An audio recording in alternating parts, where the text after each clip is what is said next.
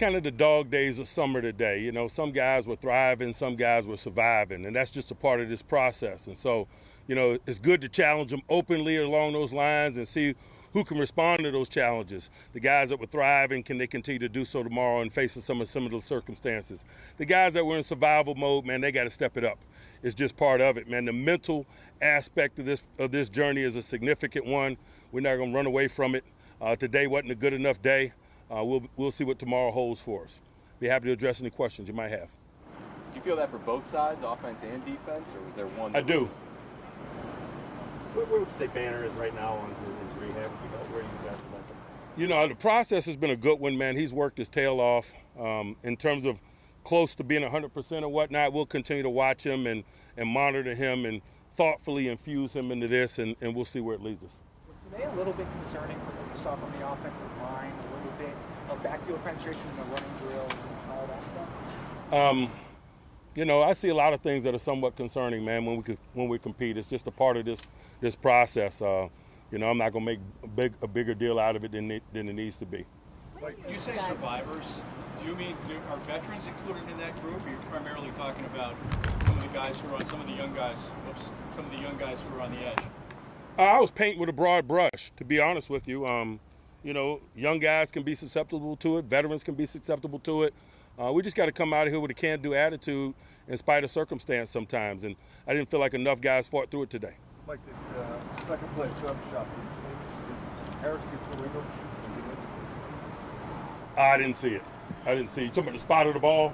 Yeah. I didn't see it. Somebody said his knee was down. Somebody said the ball crossed the plane. We don't have officials out here. I'll be speculating.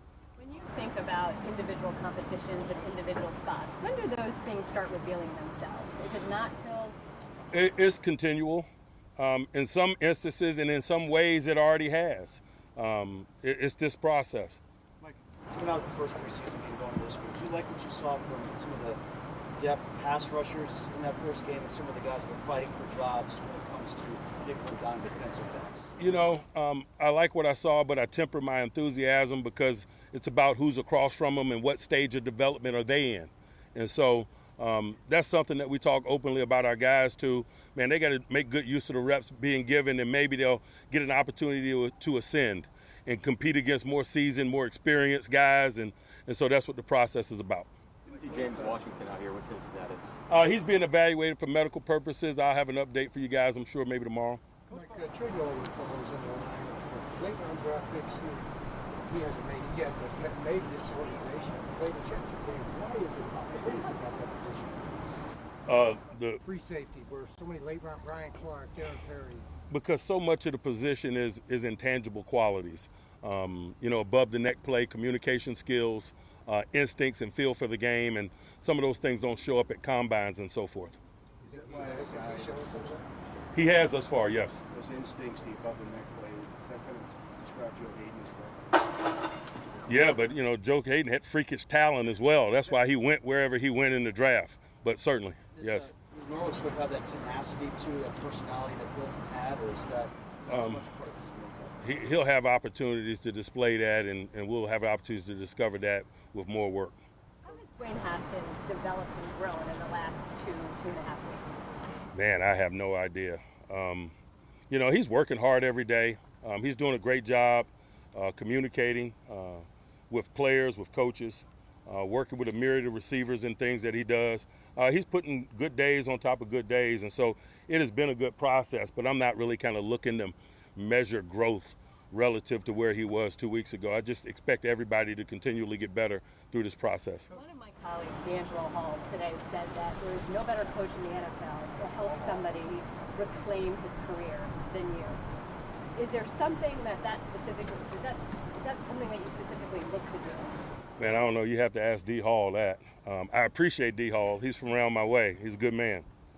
There's, this time of year, the joint practices are happening around the league. I think you guys have gone away from that over the last several years. What are the pros and cons to doing those or not doing those? You know, we have 4 preseason games, and so we feel like we're going to get enough of the nameless gray faces that we compete against, and so we weren't in that market this year. We're not against it. It's just based on the opportunities and what we need to see from our guys. Guys, 2 more. Coach Butler, he expressed a little bit of apprehension for the inside linebacker. What have you seen from those guys, mainly Marcus Allen, Ulysses Gilbert, and Buddy Jones? All giving us good days, all doing a really good job of communicating. Some good plays, some bad. It's the process, but I like the way the group's working. Devin Bush just told us he's ready to be 100% full go every snap, that's it, and that the coaches sometimes hold him back. Is that a challenge to hold back a young kid like that? Not at all. It's the job. I like those guys being on go and having that mentality, and us being thoughtful about how we preserve, protect them, and challenge them. It's the job. All right.